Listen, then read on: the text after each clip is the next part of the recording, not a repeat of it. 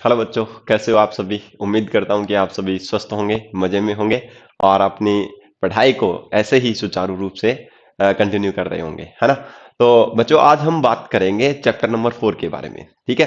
Chapter number 4 बड़ा ही easy chapter है। ठीक है। और केमिस्ट्री का चैप्टर है, कार्बन और उसके यौगिक आपने पढ़ा भी होगा, है ना। क्योंकि हो सकता है किसी ने पढ़ा हो, किसी ने नहीं पढ़ा हो। तो आज हम उस चैप्टर के बारे में डिस्कशन करेंगे कि कार्बन और उसके यौगिक क्या क्या चीजें हैं।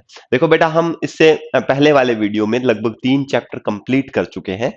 और जितना हो सकता था उतना इजी वे में मैंने आपको पढ़ाने का पूरा पूरा प्रयास किया है।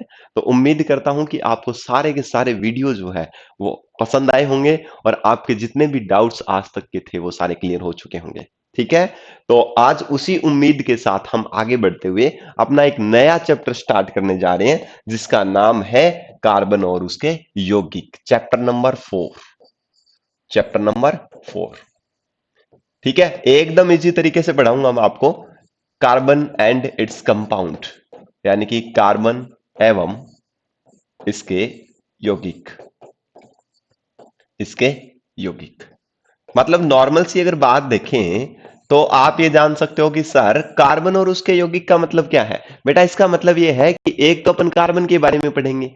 दूसरी बात हम क्या पढ़ेंगे? दूसरी बात हम पढ़ेंगे कि कार्बन जुड़ करके किस प्रकार के कंपाउंड बनाता है, किन परमाणुओं के साथ जुड़ करके वो किस प्रकार के कंपाउंड या यौगिक बनाता है। उन यौगिकों के बारे में भी डिस्कशन करेंगे। ऐसा नहीं है कि कार्बन कार्बन की बात करेंगे।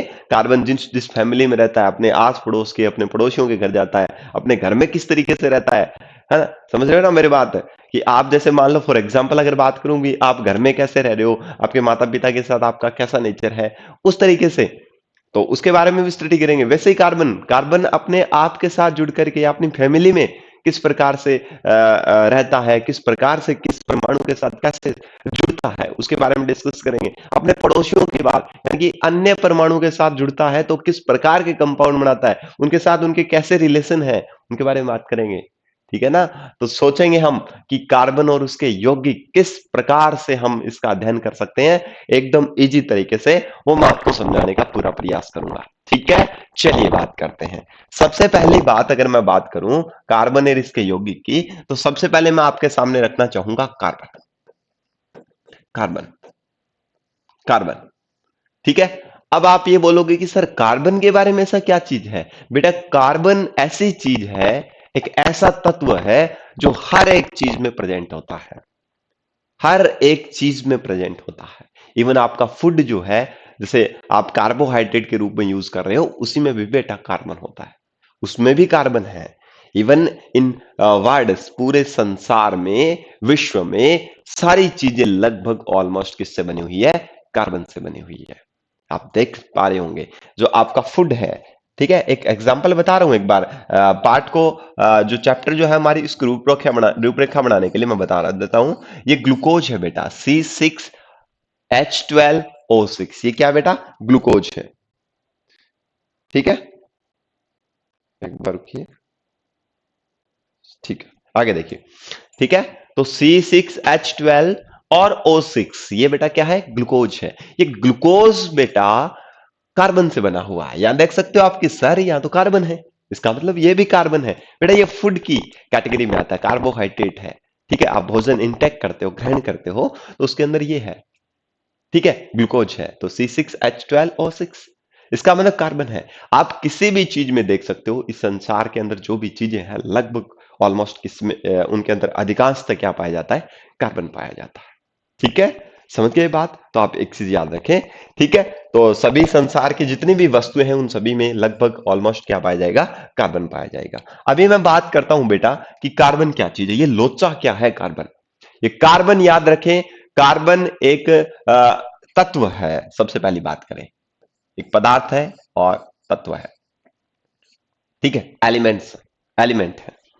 दूसरी बात करें कि सर ये कहां है, कहां है, यानी कि अपनी जो पीरियोडिक टेबल है उसमें इसकी स्थान कहां है, पोजीशन कहां है, इसका घर कहां है। तो याद रखो, फ्लैट नंबर 6 है इसका। इसका घर कहां पर है? आवर्त सारणी में परमाणु क्रमांक जिसको बोलते हैं, जैसे घर के ऊपर होता है ना, आप होटल के अंदर जाते हो तो उसके अंदर क्या है, ऊपर रूम के ऊपर नंबर लगे होते हैं, 1 number, 2 number room, 3 number, 4 number. उसी प्रकार से पीरियोडिक टेबल के अंदर इसका रूम नंबर कौन सा है, परमाणु क्रमांक कौन सा है, 6 है। क्या है, 6 है। ठीक है, समझ गए बात। इसका फ्लैट नंबर 6, ये एक एलिमेंट है। ठीक है, दूसरी बात करें, नेक्स्ट बात करें। सर आपने ये तो बता दिया, पर आप ये बताइए हमें इसका प्रतीक क्या है, सिंबल क्या है, इसको कैसे लिखेंगे, इस कार्बन को दर्शाते कैसे हैं, किस प्रकार से पीरियोडिक टेबल में ये रहता है, किस प्रतीक के रूप में रहता है। तो आपका उत्तर होगा सर ये सी की फॉर्म में रहता है। कार्बन, कार्बन का सी लिया गया है। आईयूपीएसी एक इंटरनेशनल ऑर्गेनाइजेशन है, एक संस्था है, इंस्टीट्यूट है, एक अंतरराष्ट्रीय संस्था। IUPAC international union for pure and applied chemistry, वो इन तत्वों के नामकरण करती है। ठीक है, उनके प्रतीक देती है, उनके मात्रकों का चयन करती है। एक इंटरनेशनल क्या है, संस्था है जिसका नाम है आईयूपीएसी, जिसका फुल फॉर्म है international union for pure and applied chemistry. ये उस वो इस संस्था देती है। कोई भी तत्व है, उन तत्वों के नामकरण जो है, उनके प्रतीक जो है, उनके चिन्ह जो है, जो मात्रक जो है, वो वही संस्था देती है। तो इसका जो प्रतीक है वो क्या है, सी है। क्लियर है। चलिए अब बात करते हैं। सर आपने ये तो बता दिया, पर आप हमें ये बताइए इसका इलेक्ट्रॉनिक विन्यास क्या है, इलेक्ट्रॉनिक विन्यास, इलेक्ट्रॉनिक कॉन्फ़िगरेशन क्या है। तो याद रखे बेटा, इसका इलेक्ट्रॉनिक विन्यास जो है वो है 1s2 2s2 और 2p2। ठीक है, अब आप ये बोलोगे कि सर इलेक्ट्रॉनिक विन्यास तो आपने बता दिया 1s2 2s2 और 2p2 है। ठीक है, समझ आ रही है बात सभी को। ठीक है, ये है। पर आप हमें यह भी बता दीजिए कि इसका आउटर मोस्ट सेल कौन सा है। आउटर मोस्ट सेल का मतलब है इसका बाह्यतम कोष, बाहरी कोष कौन सा है। तो ध्यान रखें बेटा, इसका जो बाहरी कोष जो है वो है 2 नंबर कोष। और अगर बात करेंगे इसमें 2 नंबर कोष में इलेक्ट्रॉन्स कितने हैं, नंबर ऑफ इलेक्ट्रॉन, और इन बाहरी कोष के इलेक्ट्रॉनों को बोलते हैं संयोजी इलेक्ट्रॉन्स, संयोजी इलेक्ट्रॉन्स। तो इसमें संयोजी इलेक्ट्रॉन की नंबर कितना है, तो आप बताओगे सर 2 और 2 कितने हो गए, 6 हो गए। तो इसका मतलब संयोजी इलेक्ट्रॉन का नंबर कितना है, 6 है।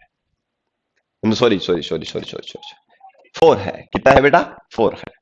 ठीक है, तो संयोजी इलेक्ट्रॉन की संख्या कितनी है, 4 है। ठीक है, और अगर आपसे पूछे कि कार्बन का अंतिम कोष कौन सा है, तो फाइनल कोष जो है, अंतिम कोष जो है वो बेटा है 2 नंबर कोष। कौन सा कोष है, 2 नंबर कोष, जिसके अंदर फर्स्ट वाला कोष होता है के और दूसरे वाला होता है एल कोष। तो एल नंबर कक्षा में या कोष में कितने इलेक्ट्रॉन है, 4 इलेक्ट्रॉन है। भाई बात करूं, मैं आपको एक डिजाइन बना के बता देता हूं मैं। जैसे फॉर एग्जांपल के लिए यहां से देखिए, आप देखो एकदम स्मूथली पढ़ना है, स्मूथली पढ़ना है। ये आपका न्यूक्लियस, नाभिक, और नाभिक के अंदर, इसके अंदर दो सॉरी 2 ही प्रकार के कोष है बेटा। कौन कौन से कोष हैं, आप बताओगे कि सर नाभिक के पास वाला जो कोष है उसको बोलते हैं के कोष, यानी कि 1 नंबर कोष। दूसरे वाला कोष जो है उसको बोलते हैं एल नंबर कोष, यानी कि दूसरा कोष। ठीक है, अब देखो सर पहले कोष में जिसको आप बोल रहे हो के नंबर, उसमें टोटल नंबर ऑफ इलेक्ट्रॉन कितने हैं। तो आप बता सकते हो कि सर के नंबर कोष जो है उसमें टोटल नंबर ऑफ इलेक्ट्रॉन कितने हैं, 2 है। के का मतलब 1 नंबर कोष में, तो 1 नंबर में कितने इलेक्ट्रॉन, ये तो 2 नंबर कोष हो गया, ये भी 2 नंबर कोष हो गया। तो 1 नंबर में इलेक्ट्रॉन कितने हैं, 2 हैं। इसका मतलब के नंबर कोष में टोटल इलेक्ट्रॉन कितने भरे गए हैं, यहां पर 2 भरे गए, एक ये रहा और एक ये रहा। ठीक है, इतना बात समझ में आ गई सभी को, दिख रहा है ना सभी को। ठीक है, अब इधर अगर बात करें अपन, तो अब एल नंबर कोष, सेकंड जो कोष है एल नंबर, उस एल नंबर में टोटल नंबर ऑफ इलेक्ट्रॉन कितने हैं। तो आप बताओगे कि सर ये भी 2 नंबर है जिसको एल नंबर कोष बोल रहे हैं, ये भी 2 नंबर है जिसको एल नंबर कोष बोल रहे हैं। उसमें टोटल इलेक्ट्रॉन 2 और 2 4 इलेक्ट्रॉन है। कितने इलेक्ट्रॉन है, 4 इलेक्ट्रॉन है। इसका मतलब टोटल नंबर ऑफ इलेक्ट्रॉन कितने हो गए, 4 हो गए बाहरी कोष में, और कुल मिलाकर इलेक्ट्रॉन कितने हैं, 6 इलेक्ट्रॉन है। ठीक है, तो आप एल वाले कोष के अंदर कितने इलेक्ट्रॉन फिलअप कर दोगे, 4, 1 2, 3 और 4, ये 4 इलेक्ट्रॉन हो गए। समझ आ गई बात? तो इस तरीके से ये कार्बन जो है अपने इलेक्ट्रॉनों को रखता है। कौन से कोष में? के कोष पूरा भरा हुआ है जिसके अंदर 2 इलेक्ट्रॉन है, और एल नंबर कोष दूसरे कोष में मात्र 4 इलेक्ट्रॉन है। ठीक है, इन 4 इलेक्ट्रॉनों को बोलते हैं संयोजी इलेक्ट्रॉन्स। ठीक है, ये बात हो गई। अब उसके बाद में अगर बात करें कि सर इसमें इलेक्ट्रॉन कितने हैं, अभी मैंने बताया आपको इलेक्ट्रॉन इलेक्ट्रॉन की संख्या कितनी है, तो आप बताओगे कि सर इलेक्ट्रॉन इसमें जितना परमाणु क्रमांक है उतने इलेक्ट्रॉन होते हैं। इसका मतलब सीधी सी बात है कि इलेक्ट्रॉन यहां पर कितने हैं? 6 हैं। कितने हैं? 6 हैं। एक बार देख सकते हो आप लोग, है ना? मैं आपके सामने नहीं आऊंगा, कई बार हो सकता है कि आप मैं आगे खड़ा हूं तो आपको दिखाई नहीं देता होगा, फिर बोलते हो कि सर आगे खड़े होते हो ये और वो हो, तो आपको भी दिखना चाहिए ना। मेन मकसद तो मेरा यही है कि आपको समझ आए, है ना? चलिए, इलेक्ट्रॉन का नंबर कितना है? 6 है। उसके बाद में अगर बात करें तो यहां पर इलेक्ट्रॉन का नंबर 6 है, तो सर इसमें प्रोटॉन कितने हैं? ऑब्वियसली बेटा, प्रोटॉन जो है, नंबर ऑफ प्रोटॉन यानी कि प्रोटॉन की संख्या, वो भी 6 है। आप एक चीज याद रखें, इस किसी भी तत्व के अंदर प्रोटॉन, इलेक्ट्रॉन और परमाणु क्रमांक इनकी संख्या सेम होती है। Proton, electron and atomic number. Atomic number का मतलब परमाणु क्रमांक। तो प्रोटॉन पॉजिटिव चार्ज का होता है, तो यहां पर कार्बन की बात करूं तो यहां 6 प्रोटॉन होंगे, और इधर इलेक्ट्रॉन की बात करूं, नेगेटिव चार्ज ली है तो इसका भी 6 इलेक्ट्रॉन, और परमाणु क्रमांक भी इसका क्या होता है? 6 होता है। आप एक चीज ध्यान से देखिए, प्रोटॉन पर चार्ज कैसा होता है बेटा? प्रोटॉन पर चार्ज होता है सर प्लस का होता है, इलेक्ट्रॉन पर माइनस का होता है। तो प्लस के माइनस और माइनस के प्लस के 6 और माइनस के 6 जो है आपस में कैंसिल आउट कर देते हैं, जिसकी वजह से इस कार्बन पर कोई भी चार्ज नहीं दिखता है, और यह कार्बन कहलाता है उदासीन परमाणु। उदासीन कार्बन परमाणु। ठीक है, उदासीन परमाणु हो जाएगा। क्यों हो जाएगा? उदासीन का मतलब होता है न्यूट्रल, और न्यूट्रल का मतलब होता है जिसके ऊपर कोई भी चार्ज नहीं हो, ना उस पर प्लस हो ना ही उस पर माइनस हो। समझ रहे हो? अब प्लस माइनस किसी भी तत्व के ऊपर या परमाणु के ऊपर तभी आता है जब वो इस आउटर मोस्ट सेल में, बाहरी कोष में, या तो इलेक्ट्रॉन को ग्रहण करता है और इलेक्ट्रॉन को त्यागता है। उसी वजह से उस पर प्लस और माइनस आता है। डिपेंड करता है, अगर आपने इलेक्ट्रॉन को ग्रहण किया है, किसी भी तत्व ने अपने बाहरी कोष में इलेक्ट्रॉन को अगर ग्रहण किया है, तो इलेक्ट्रॉन की संख्या बढ़ जाती है। क्योंकि ऑब्वियसली अगर बात करूं, नॉर्मल एग्जांपल देखिए आप, इलेक्ट्रॉन यहां पर 6 है। अगर ये कार्बन परमाणु इलेक्ट्रॉन अचीव करता है, ग्रहण करता है अपने बाहरी कोष में, तो याद रखें इस बाहरी कोष में जैसे ही इलेक्ट्रॉन ये ग्रहण कर लेगा तो इलेक्ट्रॉन का नंबर बढ़ेगा। यहां 6 से इलेक्ट्रॉन बढ़ जाएगा, और 6 से इलेक्ट्रॉन बढ़ने का मतलब है कि प्रोटॉन तो अब भी 6 है, पर इलेक्ट्रॉन अगर 1 बढ़ गया तो 7 हो गया, 2 बढ़ गया तो 8 हो गया। इसका मतलब जो चार्ज का चीज बढ़ेगी, इलेक्ट्रॉन बढ़ा है तो नेगेटिव आएगा उस पर, और अगर इलेक्ट्रॉन रिमूव हुआ है, हटा है, तो पॉजिटिव अपना रोग दिखाएगा। होता है ना, जिसकी सिक्का, जिसकी लाठी उसी की भैंस। तो इलेक्ट्रॉन अगर आया तो माइनस शो कर देगा वो तत्व, और अगर इलेक्ट्रॉन बाहर गया, माइनस कम हुआ, तो इधर प्लस वाला अपना शो कर देगा सिंबल। डिपेंड करता है कितने इलेक्ट्रॉन आ रहे हैं उतने ही ऊपर प्लस माइनस लगेंगे, कितने इलेक्ट्रॉन जा रहे हैं उतने ही उस पर प्लस लगेंगे। डिपेंड इलेक्ट्रॉन का है। इलेक्ट्रॉन बाहर गया प्लस देके जाएगा, इलेक्ट्रॉन अंदर आया माइनस देके जाएगा। क्योंकि कमी और वृद्धि किसकी हो रही है? इलेक्ट्रॉन की तो हो रही है। कौन से सेल में? बाहरी कोश में। ठीक है, तो ये थोड़ा सा आप ध्यान में रखें बेटा। अगर आपको ये लगता है कि सर ये इलेक्ट्रॉनिक विन्यास कैसे भरे जाते हैं, तो आप मेरे से पर्सनली डिस्कशन कर सकते हो। आपको एक के अंदर नंबर दिए जाएंगे, आप उन पे कॉल कर सकते हो, आप उन पे मैसेज सेंड कर सकते हो, आप कैसे भी करके मुझसे कांटेक्ट कर सकते हो, हमारी टीम के साथ कांटेक्ट कर सकते हो, जिसके थ्रू मैं आपको हर एक चीज, छोटी से छोटी चीज आपको समझाने का पूरा प्रयास करूंगा। ठीक है, चलिए एक बार रिवीजन करवा देता हूं। कार्बन एक तत्व है, आवर्त सारणी में इसका रूम नंबर 6, परमाणु क्रमांक 6, प्रतीक इसका C, इलेक्ट्रॉनिक विन्यास 1s2 2s2 2p2, जिसके अंदर 1 जो है एल के नंबर कोष है, जिसमें टोटल नंबर ऑफ इलेक्ट्रॉन 2 है, और इसी प्रकार एल नंबर कोष में, जिसका नाम 2 नंबर कोष है, जिसमें आपने इस डायग्राम के थ्रू देखा होगा, टोटल नंबर ऑफ इलेक्ट्रॉन 4 है। बाहरी कोष में इलेक्ट्रॉन कितने हैं? 4 है। जितने बाहरी कोष में इलेक्ट्रॉन्स होते हैं उनको बेटा संयोजी इलेक्ट्रॉन बोलते हैं, और इनकी संख्या है 4। अभी देखिए यहां से इतना तो आपको मैंने बताया कि इसका जो परमाणु क्रमांक जो है वो 6 नंबर है, प्रोटॉन की संख्या भी यहां पर 6 है, प्लस का चार्ज, और माइनस का जो इलेक्ट्रॉन का नंबर जो है वो भी माइनस का 6 है। तो याद रखें, जब प्लस का 6 है, माइनस का 6 है, तो समस्या ही नहीं है। इसके ऊपर ना तो प्लस दिखेगा ना ही माइनस दिखेगा। आप आवर्त सारणी पीरियोडिक टेबल में जब आप देखते हो तो कार्बन के ऊपर ना तो प्लस दिखता है और ना ही माइनस दिखता है। वैसे भी आपको कार्बन पे प्लस और माइनस दिखना पॉसिबल भी नहीं है। क्यों नहीं है, इसके बारे में आगे अपन डिस्कशन करेंगे। ठीक है, इसलिए अगर कार्बन पे प्लस माइनस नहीं दिख रहा है, इसका मतलब ये उदासीन परमाणु है, न्यूट्रल एटम है। ठीक है, क्लियर है यहां तक? तो उम्मीद करता हूं कि आपको ये वाली चीज आराम से समझ में आ चुकी होगी। देखिए स्क्रीनशॉट लेना है तो स्क्रीनशॉट ले लीजिए। मैं आपके बीच में अगर प्रॉब्लम खड़ी कर रहा हूं तो थोड़ा सा साइड में हो जाता हूं। ठीक है, समझ आ गई? इस कार्बन के बारे में हम इतनी बातें डिस्कशन कर चुके हैं। ठीक है, चलिए करें आगे।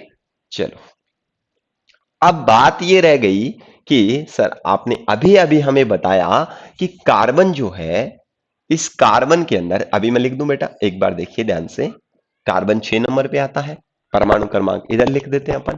ठीक है, तो इसका जो एटॉमिक कॉन्फ़िगरेशन है, सॉरी इलेक्ट्रॉनिक कॉन्फ़िगरेशन, इलेक्ट्रॉनिक विन्यास 1s2 2s2 और 2p2। अब आप ये बोलेंगे कि सर कई बार शॉर्ट फॉर्म में तो लिखते हैं। यस, लिखते हैं। कैसे लिखते हैं बेटा, ध्यान से सुनिए।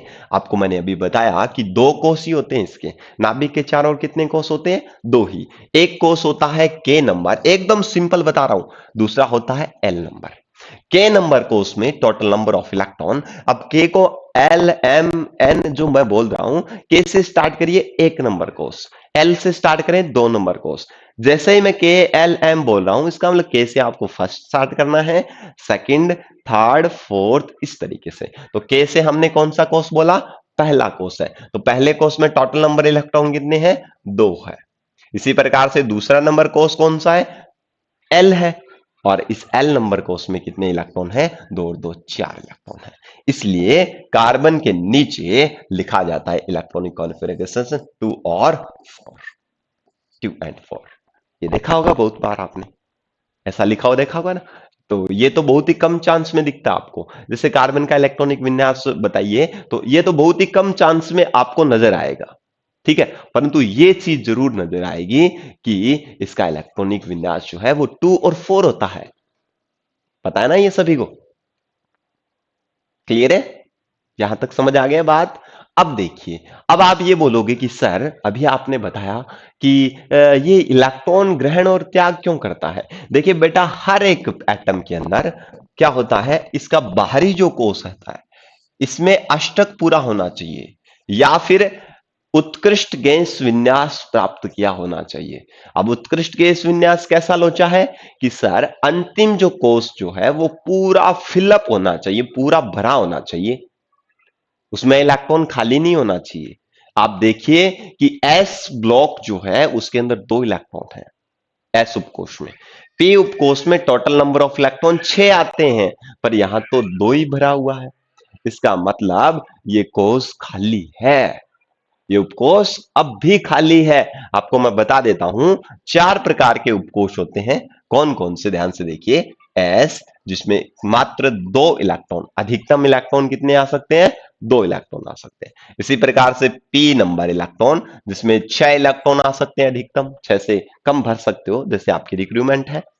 उसके हिसाब से। उसके बाद में डी नंबर उपकोष जिसके अंदर 10 इलेक्ट्रॉन होते हैं, और एफ नंबर इलेक्ट्रॉन जिसमें 14 इलेक्ट्रॉन होते हैं, यानी कि 14 इलेक्ट्रॉन होते हैं। ठीक है, तो अब ये है सिस्टम। अब आप देख के बताओ कि सर 1s2 आपने लिखा और आपने फिर लिखा 2s2 और 2p2, तो इसमें आप देख लीजिए कि सर पी नंबर जो उपकोष जो है उसमें तो 6 आने चाहिए थे, पर यहां पर कितने आए हुए हैं सर? 2 ही आए हुए हैं। इसका मतलब इसका पेट पूरा भरा हुआ नहीं है, खाली है, अब भी भूखा है। तो जब तक भूखा है तब तक उत्कृष्ट गैस विन्यास प्राप्त नहीं कर सकता। उत्कृष्ट गैस विन्यास।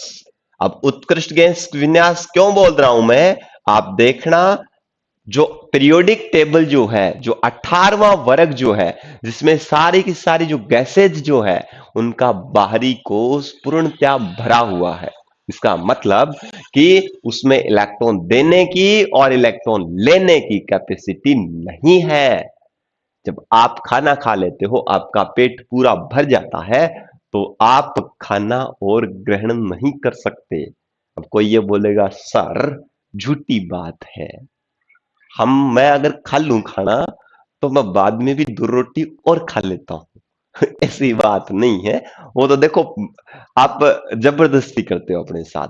जब भी आप तृप्त हो जाते हो एकदम खाना खा करके आराम से, कि आपको और ज्यादा रोटियों की जरूरत नहीं हो, खाना और नहीं खा सकते, उस कंडीशन में आप देखना, आप रोटी या फिर और जो खाना जो है वो ग्रहण नहीं करना चाहेंगे, क्योंकि आप एकदम संतुष्ट है, आपको जरूरत ही नहीं है।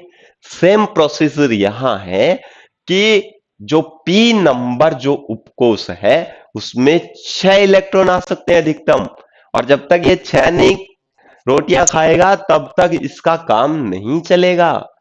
इसको तो 2 ही रोटियां दी आपने, इसका मतलब आप तो कंजूस निकले, इसको तो भूखा मारोगे। ये चाहेगा कि मुझे पूरा धाप के रोटी खानी है भाई, मैं तो आधा भूखा तो नहीं रहने वाला, मैं पूरी रोटी खाऊंगा 6 की 6, और जब तक नहीं खाऊंगा तब तक तृप्त नहीं होऊंगा, तब तक मैं स्थायी नहीं हूं। इसका मतलब ये कोशिश करेगा किसी दूसरे की रोटी छीनने की। कैसे? या तो ये पड़ोसी से बोलेगा कि यार 4 रोटी की जरूरत और है, तू दे दे, या फिर ये कहेगा कि आधा भूखा मारने से तो कई गुना बेटर है कि पूरा ही भूखा रहने दे, कम से कम संतुष्टि तो है कि मैं भूखा हूं। अब मैं तो ये भी नहीं कह सकता कि मैं भूखा हूं या फिर पूरा तृप्त हूं। तो यह बोलेगा या तो मेरे पास जो आपने दो, जो मेरे अंतिम कोर्स में लास्ट में जो मेरे को जो 4 रोटियां दी, या तो आप ये वापस ले लो। ठीक है, या तो आप वापस ले लो या फिर मेरे को 4 रोटियां और दे दो, जिससे मेरा पी वाला जो है वो पेट, पी का मतलब पेट मान सकते हो, ये पूरा भर जाए, है ना।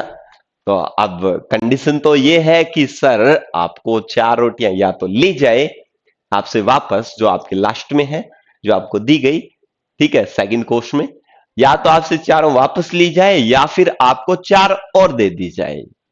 तो जब आप 4 और दे दोगे तो सर पी वाला तो पूरा फिलअप हो जाएगा, 2 है, 4 और दे दोगे तो 6 हो जाएगी। इसका मतलब अब मैं संतुष्ट हो सकता हूं। पर बेटा यहां खाना खाने की बात नहीं है, यहां तो सिर्फ समझाने का रोड़ा था कि कैसे क्या होता है, कि आपको किस तरीके से समझ में आ सकता है। पर यहां ऐसा नहीं है, खाना खाना एक अलग चीज है, यहां इलेक्ट्रॉन्स में एटम्स की नेचर अलग चीज है। सिर्फ मैंने आपको रिलेट करने के लिए, समझाने के लिए ये चीजें बताई है कि इसको 4 इलेक्ट्रॉन की और रिक्वायरमेंट है। जब तक ये 4 इलेक्ट्रॉन नहीं आएंगे तब तक ये उत्कृष्ट गैस विन्यास प्राप्त नहीं कर सकता।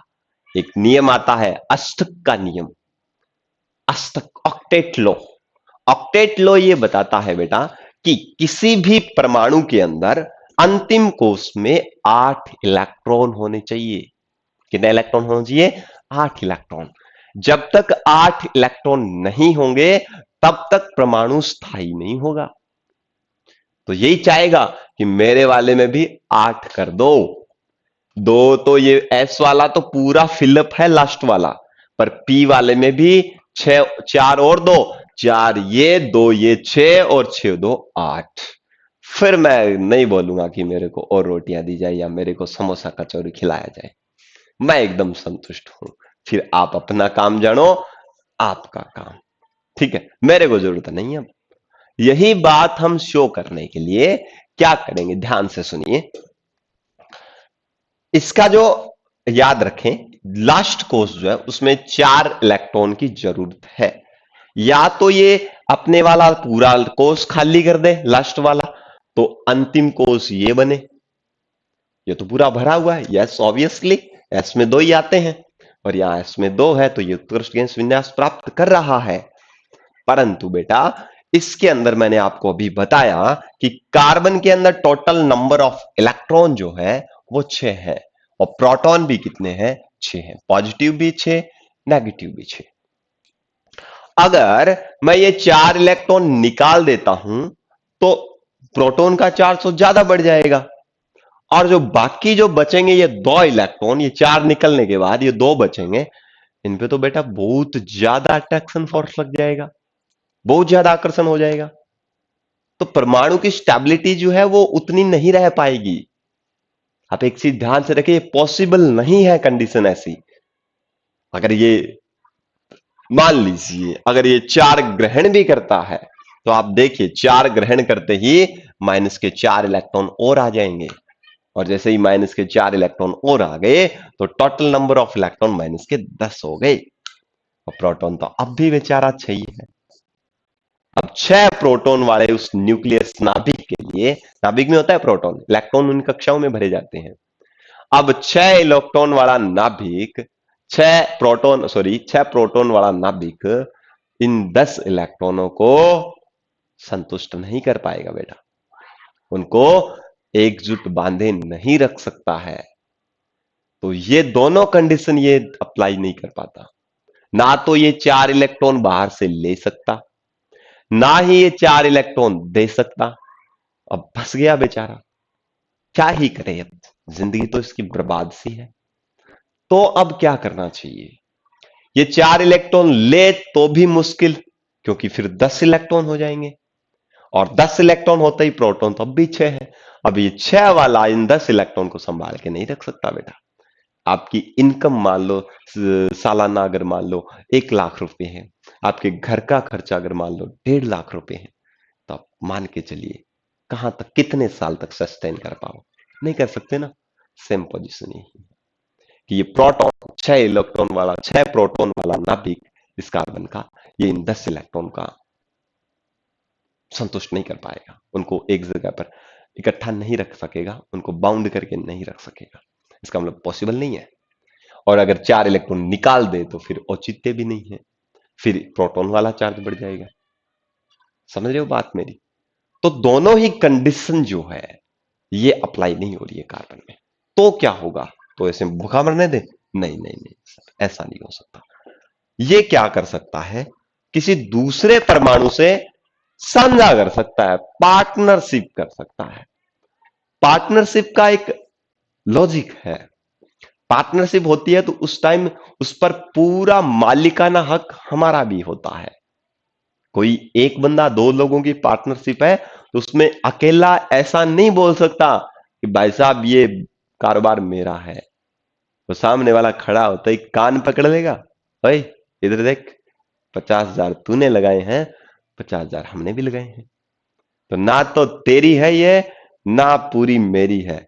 हाँ, तू किसी और के सामने कहेगा कि ये मेरी है तो चलेगा, मेरे सामने ये हैकड़ी करेगा ना कि मेरी है, कल ही हिसाब कर दे, 50,000 मेरा वापस दे दे, तू 50,000 और लगा के इस कारोबार को बढ़ाना है तो तब बोलना है मेरी है, मेरे सामने नहीं चलेगा। हम दोनों पार्टनर हैं, तो हम खड़े हों तो उस टाइम बोलना ये दुकान हमारी है। अगर ऐसे बोल दिया ना कि ये दुकान सिर्फ मेरी है, खा जाऊंगा काट के, है ना, दोबारा मत बोल देना, ठीक है ना। तो ये कंडीशन होती है।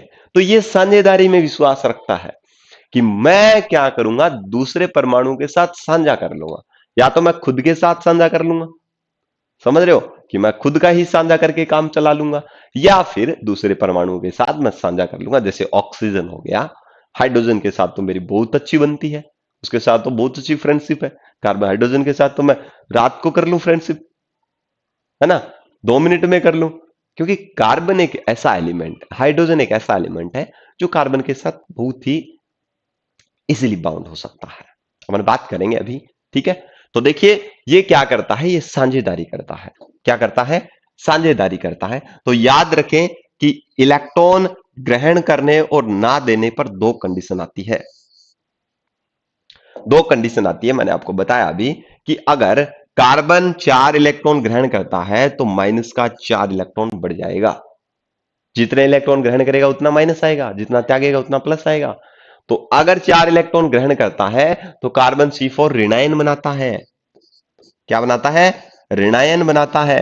और ऐसी कंडीशन संभव नहीं है, क्योंकि उस कंडीशन में जैसे ही ये 4 इलेक्ट्रॉन ग्रहण करेगा तो इलेक्ट्रॉन की संख्या कितनी हो जाएगी?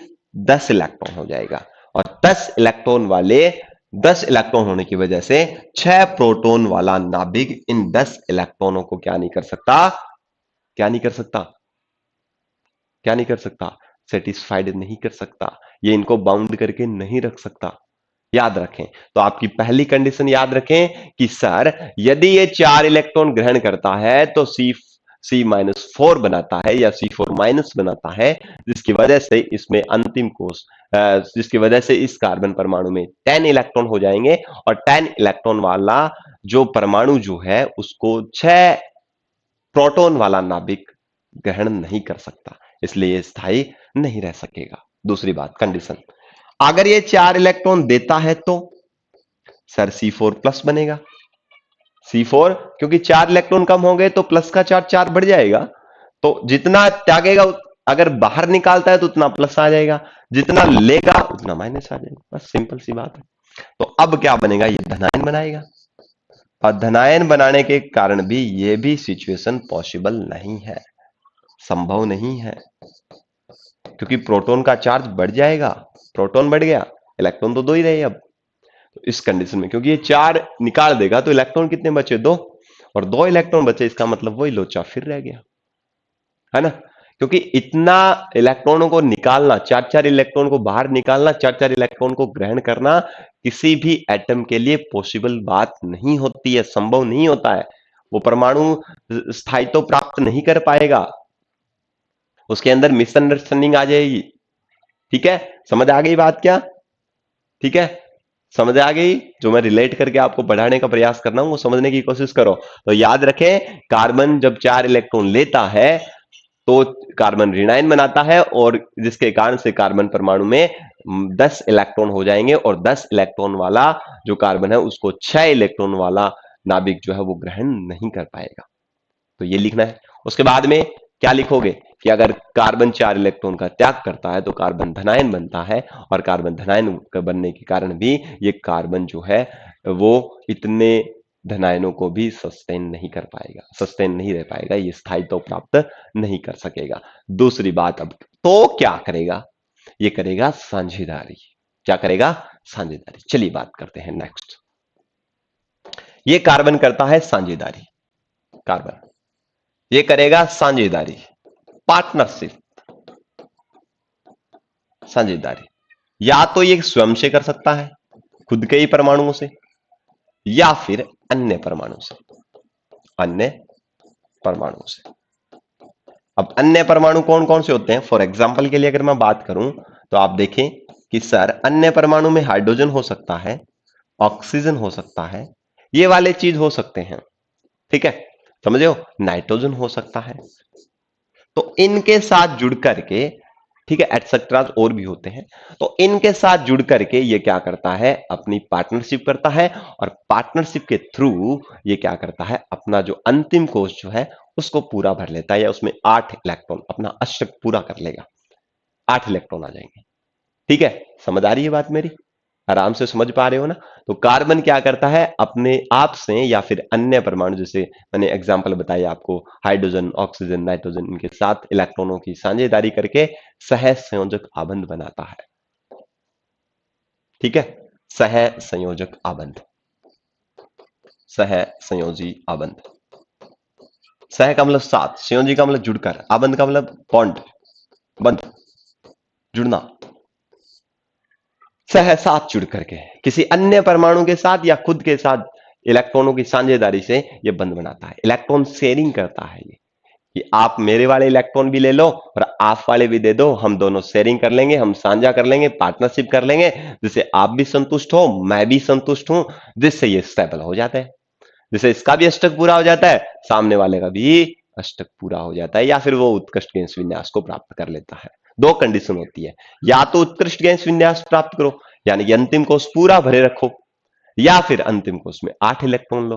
जैसे हाइड्रोजन है, तो आप ये बुलाओगे सर हाइड्रोजन का इलेक्ट्रॉनिक विन्यास जो है तो वो तो 1s1 होता है। अब आप बोलोगे सर एस में तो 2 इलेक्ट्रॉन आते हैं और अंतिम कोष तो पहला है, इसमें 8 कहां से लाएं? 8 यहां से नहीं लाएंगे, इसमें कंडीशन अप्लाई होती है कि इसमें अंतिम जो कोष है पहला, उसमें उत्कृष्ट गैस विन्यास प्राप्त हो जाए, मतलब एस में 1 की जगह 2 आ जाए, तब ये उत्कृष्ट गैस विन्यास प्राप्त कर लेगा, यानी कि अंतिम जो कोष है या उपकोष है वो पूरा भर जाए। अब इसमें 8 तो नहीं आ सकते, पर जिन तत्वों में लास्ट कोष में 8 भरे जा सकते हैं या फिर 8 आ सकते हैं, उनमें अष्टक पूरा कर लो। बात तो यही है, या तो उत्कृष्ट गैस विन्यास प्राप्त करो या फिर अष्टक पूरा करो। तो ये कार्बन क्या करता है, दूसरे परमाणुओं के साथ जुड़ करके अपना अष्टक क्या कर लेता है, पूर्ण कर लेता है। ठीक है, बात समझ आ रही है ना? एक बार रिवीजन करवाऊं क्या? चलो एक बार देख ही लो आप लोग। सबसे पहले हमने देखा कार्बन एक तत्व है, परमाणु क्रमांक 6 है, प्रतीक इसका C है, इलेक्ट्रॉनिक विन्यास 1s2 2s2 2p2 है, जिसके अंदर से लास्ट कोष दूसरा है जिसको अपन L नंबर कोष बोल रहे हैं, और पहले वाले को K बोलते हैं। K में 2 इलेक्ट्रॉन, L में 4 इलेक्ट्रॉन, जो मैंने दिखा रखा है। संयोजी इलेक्ट्रॉन का नंबर 4 है, अंतिम कोष में 2 इलेक्ट्रॉन L कोष में। ठीक है, अंतिम कोष सॉरी ये देखो अंतिम कोष में कितने इलेक्ट्रॉन है, 4 इलेक्ट्रॉन। देखिए, ठीक है, अब देखिए यहां पर इलेक्ट्रॉन का नंबर भी 6 है, प्रोटॉन का नंबर भी 6 है, परमाणु क्रमांक भी इसमें क्या होता है, 6। जब 6 ही इलेक्ट्रॉन हो, 6 ही प्रोटॉन हो, तो वो परमाणु कैसा होता है, उदासीन तत्व का परमाणु होता है, जिसके ऊपर ना तो प्लस होता है ना ही माइनस होता है। चलिए बात करते हैं नेक्स्ट। उसके बाद में हमने डिस्कशन किया, इसका परमाणु क्रमांक ये था, इसके अंदर बताया मैंने, अगर 4 इलेक्ट्रॉन लेता है तो 10 इलेक्ट्रॉन हो जाएंगे, और 10 इलेक्ट्रॉन होने की वजह से ये जो 6 प्रोटॉन वाला जो नाभिक है वो इसको ग्रहण नहीं कर पाएगा, या फिर वो उसको क्या नहीं कर पाएगा, बंद उसके साथ इलेक्ट्रॉनों के साथ पूरे तरीके से बाउंड नहीं हो पाएगा, बंध नहीं बना पाएगा, जिसकी वजह से स्थायित्व नष्ट हो जाएगा। सी कार्बन अगर 4 इलेक्ट्रॉन का त्याग भी करता है तो C+4 बन जाएगा, धनायन बन जाएगा, जिसके कारण भी ये कंडीशन जो पॉसिबल नहीं है। तो ये दो कंडीशन हमने देखी। उसके बाद में हमने क्या देखा, ध्यान से सुनिए। उसके बाद में हमने देखा तो कार्बन क्या करेगा, कार्बन के बाद तीसरी जो रिक्रूटमेंट है वो है साझेदारी, पार्टनरशिप कर लो। पार्टनरशिप करेंगे तो जब या तो स्वयं के साथ पार्टनरशिप कर सकता है, यानी कि दूसरे कार्बन परमाणु के साथ पार्टनरशिप कर सकता है, या फिर अन्य परमाणु के साथ, जैसे हाइड्रोजन, ऑक्सीजन, नाइट्रोजन है, ये इनसे इलेक्ट्रॉन ले लेंगे नहीं, इन दोनों की, ये वाले हाइड्रोजन वाले हैं वो कार्बन के साथ क्या कर लेंगे, क्या कर लेंगे, पार्टनरशिप कर लेंगे, ऑक्सीजन वाला कर लेगा या फिर नाइट्रोजन वाला, जिससे इनका भी काम खत्म, इनका भी अष्टक पूरा हो जाएगा और उसका भी काम चल जाएगा। तो पार्टनरशिप के द्वारा ये बंध बनाता है, जिसको बोलते हैं सहसंयोजी बंध। कार्बन जो है वो अन्य परमाणु के साथ इलेक्ट्रॉन की साझेदारी से बंध बनाता है, और उस प्रकार के बंध को बोलते हैं सहसंयोजी आबंध। सह का मतलब साथ, संयोजी का मतलब जुड़ना, आबंध का मतलब बॉन्ड, बंध। ठीक है, तो ये 7 इलेक्ट्रॉन को साथ जोड़ करके इलेक्ट्रॉन की साझेदारी से एक बंध बनाता है, इसका नाम है सहसंयोजी आबंध। ठीक है, चलिए अगर नेक्स्ट देखते हैं। चलिए देखते हैं नेक्स्ट। अपन बात करें सर, इसके अंदर कुछ अणुओं के निर्माण बताए गए हैं, कुछ मॉलिक्यूल्स के फॉर्मेशन बताए, एक एक करके ध्यान से सुनना।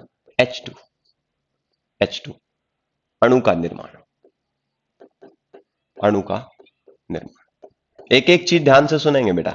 ये क्वेश्चन पूछा गया है एग्जाम में, थोड़ा ध्यान रखना, ये क्वेश्चन पूछे गए हैं, ये सारे के सारे ध्यान से सुनना। H2 अणु का निर्माण कैसे होता है? देखिए बेटा, H2 अणु का निर्माण जो है वो कैसे होता है, ध्यान से सुनना। H2 अणु के अंदर क्या होता है, थोड़ा सा ध्यान से देखेंगे तो H2 के अंदर सबसे पहले हाइड्रोजन है, हाइड्रोजन का प्रतीक H है, ये तो इसका क्या है, प्रतीक है। दूसरी बात, इसका परमाणु क्रमांक क्या है, परमाणु क्रमांक, एटॉमिक नंबर। आवर्त सारणी में रूम नंबर कितना है इसका, भाई साहब ये तो फर्स्ट भी आता है, इसकी तो कोई जगह डिसाइड ही नहीं है, तो इसको पहले ही कैटेगरी में कर दिया, फर्स्ट, 1 नंबर में आता है। उसके बाद ये रह गई कि सर इसका इलेक्ट्रॉनिक विन्यास क्या होता है, इलेक्ट्रॉनिक विन्यास ऐसे लिख के आओगे ना एग्जाम में, नंबर मिलेंगे, एग्जामिनर संतुष्ट हो जाएगा कि यार बच्चे को कुछ आता है। वरना घास काट के आओगे, एक ही लाइन में सारा लफड़ा चेप दोगे ना, तो वो समझ जाएगा चेपो इसको यार, क्या ही मतलब है ना। तो थोड़ा ध्यान से देखना, लिखने का भी तरीका होना चाहिए। नंबर लिए नहीं जाते, खोसे जाते हैं। खोसना समझो ना, खोसना मतलब छीनना। हाँ, छीने जाते हैं। क्या हो गया?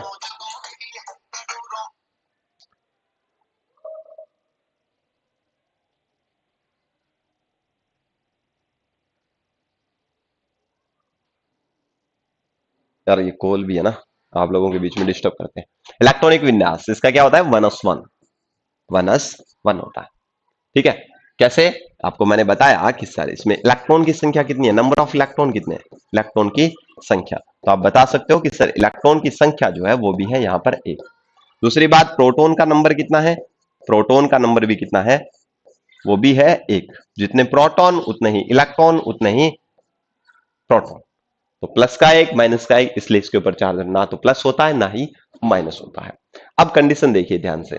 अब कंडीशन ये है कि ये वाली चीज समझ में आने के बाद में आपको ध्यान में ये चीज रखनी है कि सॉरी, कि प्रतीक इसका H है, परमाणु क्रमांक एक है, इलेक्ट्रॉनिक विन्यास 1s1 है, इलेक्ट्रॉन की संख्या इसमें एक है, प्रोटॉन भी इसमें एक है। ये चीज ध्यान रखें। अब क्या होगा? अब ये होगा कि H2 क्या करेगा? H2 ये करेगा, H2 का निर्माण कैसे होता है? H2 के अंदर ये होता है कि इसका जो पहला जो कोष है, जिसको K नंबर कोष है, K में इलेक्ट्रॉन कितने हैं?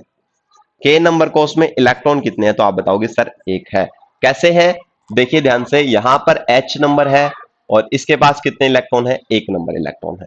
तो एक इलेक्ट्रॉन है, तो इसका मतलब ये क्या करेगा? इसका लास्ट कोष देखियो ध्यान से, 1s1। तो S में कितने आते हैं? कल ही मैंने बताया आपको, S में 2 इलेक्ट्रॉन भरे जा सकते हैं, और जब तक 2 नहीं होगा तब तक स्टेबल नहीं है ये, तब तक उत्कृष्ट गैस विन्यास प्राप्त नहीं कर पाएगा। और जब तक ये कर नहीं पाएगा, इसका मतलब ये स्थायी नहीं है। तो अब ये क्या करेगा? ये बोलेगा दूसरे हाइड्रोजन से, अपने वाले दूसरे हाइड्रोजन से, कि तेरे पास भी एक इलेक्ट्रॉन है, मेरे पास भी एक इलेक्ट्रॉन है, तेरे पास 50,000 रुपए, मेरे पास भी 50,000 रुपए, चल मिलके अपन एक बंगला लेते हैं बढ़िया वाला, और फिर उसको रेंट पे देंगे। तो दोनों राजी हैं। इसने बोला ठीक है, तुम मेरे वाला इलेक्ट्रॉन ले और तेरे वाला दे, हम दोनों करते हैं पार्टनरशिप, दोनों पार्टनरशिप करते हैं ऐसे बॉन्ड बना के। जिससे फिर क्या होगा? ये बोलेगा कि ये दोनों इलेक्ट्रॉन, अब इन पर मेरा हक भी है, और ये भी बोलेगा कि सर अगर आपका हक है ना, तो कम तो मैं भी नहीं हूं, ये हक मेरा भी है। तो 2 इलेक्ट्रॉन इसके भी हो गए और 2 इलेक्ट्रॉन इसके भी हो गए। इसका मतलब इस प्रकार से इन दोनों के बीच में, दोनों के इलेक्ट्रॉन की शेयरिंग की वजह से इससे बनेगा H बॉन्ड H। क्योंकि एक बॉन्ड, एक बंध जो है, इस बंध को बोलते हैं, इन दोनों के बीच में जो बंध बनेगा वो बंध बनता है एकल बंध, एकल सिंगल बॉन्ड। तो याद रखें, H2 अणु में अगर बंध पूछा जाए तो कौन सा बॉन्ड बनता है? एकल बंध बनता है। और एकल बंध की खास बात है, याद रखें, एकल बंध में 2 इलेक्ट्रॉन साझा करेंगे, 2 इलेक्ट्रॉन की साझेदारी होगी। तो याद रखें, एक बंध में 2 इलेक्ट्रॉन साझा करेंगे और 2 बंध में 4 इलेक्ट्रॉन साझा करेंगे, और 3 इलेक्ट्रॉन में, 3 बॉन्ड में, 3 बंध में 6 इलेक्ट्रॉन, दुगना। तो याद रखें, देखा ना, ये एक इलेक्ट्रॉन कितने इलेक्ट्रॉन हो गए? 2 इलेक्ट्रॉन, और दोनों इलेक्ट्रॉन के जुड़ने से एक बंध बना, तो इनके बीच में बॉन्ड बन जाएगा, बंध बन जाएगा। ठीक है। अब इन्होंने इलेक्ट्रॉन की साझेदारी, तो ये सहसंयोजी बंध है। कौन सा बंध है? सहसंयोजी बंध है। तो याद रखें, इन दोनों के बीच में जो बॉन्ड बन रहा है उसको बोलते हैं अपन सहसंयोजी बंध, आबंध। कौन सा बॉन्ड बोलते हैं? सहसंयोजी आबंध बोलते हैं। अब सहसंयोजी आबंध है, इसका मतलब अब इन दोनों इलेक्ट्रॉनों की पार्टनरशिप एक जैसी है। ये हाइड्रोजन बोलेगा कि ये दोनों मेरे भी हैं, और इधर वाला हाइड्रोजन बोलेगा ये मेरे भी हैं। इस प्रकार से हाइड्रोजन अपने निकटवर्ती हीलियम गैस He2 पे आता है, इसका विन्यास प्राप्त कर लेता है, हीलियम का विन्यास अचीव कर लेगा, प्राप्त करेगा, अपने निकटवर्ती हीलियम गैस के जैसा विन्यास क्या कर लेगा? प्राप्त कर लेगा, जो कि एक उत्कृष्ट गैस है। क्योंकि इसके पास एक है तो पार्टनरशिप करेगा तो इसके पास 2 आ जाएंगे। पार्टनरशिप में इसके क्या हो गए? दोनों हो गए, तभी तो मैंने ये दिखाया, दोनों हो गए। और इधर वाले के भी क्या हो गए? दोनों हो गए, 2-2 इलेक्ट्रॉन। इसका मतलब ये इसकी तरह शो कर देगा, हीलियम की तरह इलेक्ट्रॉनिक विन्यास शो कर देगा और ये स्टेबल हो जाएगा और इस प्रकार से H2 अणु का फॉर्मेशन होगा। बस इतना सा लिखना है बेटा, कुछ भी नहीं करना है। और आप याद रखें, दोबारा से देख लीजिए H2 अणु का निर्माण कैसे होता है। इसका सबसे पहले आप लिखोगे कि सर H2 का प्रतीक, हाइड्रोजन का प्रतीक H होता है, परमाणु क्रमांक 1 होता है, इलेक्ट्रॉनिक विन्यास 1s1 है, अंतिम कोष में इलेक्ट्रॉन की संख्या 1 है। अंतिम कोष में इलेक्ट्रॉन की संख्या 1 है, इसलिए अंतिम कोष में इलेक्ट्रॉन की संख्या 1 है। इसका मतलब संयोजी electrons, number of valency electron कितने हैं? 1 है। तो संयोजी इलेक्ट्रॉन का नंबर कितना है? 1 है। तो संयोजी अंतिम कोष में इलेक्ट्रॉन 1 है और उत्कृष्ट गैस विन्यास प्राप्त करने के लिए यह हाइड्रोजन अपने निकटवर्ती हाइड्रोजन के साथ एक एक इलेक्ट्रॉन की साझेदारी से एकल बंध बनाता है और जिसके कारण ये स्थायी होता है और H2 अणु का फॉर्मेशन। इसके बाद में आप नीचे लिख दोगे H2 अणु, दोनों के बॉन्ड से बन जाएगा H2 मॉलिक्यूल। ठीक है, अब बताओ कहां समस्या है? कुछ भी दिक्कत नहीं है, ठीक है, समझ आ गई? तो ये चीजें हैं, थोड़ा सा ध्यान से देखें। H2 अणु का निर्माण कैसे होगा? प्रतीक इसका H है, परमाणु क्रमांक इसका 1 है, इलेक्ट्रॉनिक विन्यास 1s1 है, इलेक्ट्रॉन की संख्या 1, प्रोटॉन की संख्या 1, जिसमें पहला कोष आपको मैंने बताया के नंबर में कितने इलेक्ट्रॉन है? मात्र 1 इलेक्ट्रॉन। तो ये उत्कृष्ट गैस विन्यास प्राप्त करने के लिए इस S में 2 आते हैं, तो 1 इलेक्ट्रॉन की और जरूरत है। तो ये अपने निकटवर्ती हाइड्रोजन के साथ एक एक इलेक्ट्रॉन का साझा करके H2 अणु का निर्माण करता है। और H2 में बॉन्ड जो है, बंध पूछा जाए कौन सा सहसंयोजी बंध में, इसमें बंध जो है वो कौन सा है? एकल बंध है, जिसको इंग्लिश में बोलते हैं सिंगल बॉन्ड। क्या बोलते हैं? Single bond, single bond. Is it clear? चलिए, तो आज लगभग कितनी 46 मिनट की क्लास हो चुकी है बेटा। मैंने आपको एक आउटलुक बताया है चैप्टर का, ठीक है, एकदम इजी तरीके से समझाने का पूरा प्रयास किया है। तो उम्मीद करता हूं कि आपको ये वाला वीडियो जो है वो बहुत ही शानदार लगा होगा, इंटरेस्टिंग लगा होगा, एंजॉय किया होगा। देखो, बहुत सारे यूट्यूब चैनल है जहां पर ऐसे मजाक वगैरह कर करके आपको परोसा जाता है, कंटेंट बहुत ही कम दिया जाता है। देखो बेटा, समझाने के पर्पज से अगर सिखाया जाए तो वास्तव में चीजें समझ में भी आती है और आपका इंटरेस्ट भी बढ़ता है। ठीक है, तो उम्मीद करता हूं कि आपने इस सेशन को अच्छे से लाइक किया होगा। आप इसी तरीके से पढ़ते रहिए, मैं आपका पूरे एग्जाम तक साथ दूंगा। अपनी जैसे माँ बाप होते हैं ना, अंगुली पकड़ के चलना सिखाते हैं, मैं आपको मेरी वाली अंगुली पकड़ के आपको एग्जाम तक छोड़ के आऊंगा और एक एक क्वेश्चन स्टिक फॉर्मेट में आपको वहां पर एग्जाम में देखने को मिलेंगे कि सर ने ऐसे करवाया था और हमने ऐसे किया और हमारे नंबर ये आए। ठीक है, तो इसी उम्मीद के साथ मिलता हूं आपके साथ नेक्स्ट वीडियो में। जय हिंद, जय भारत।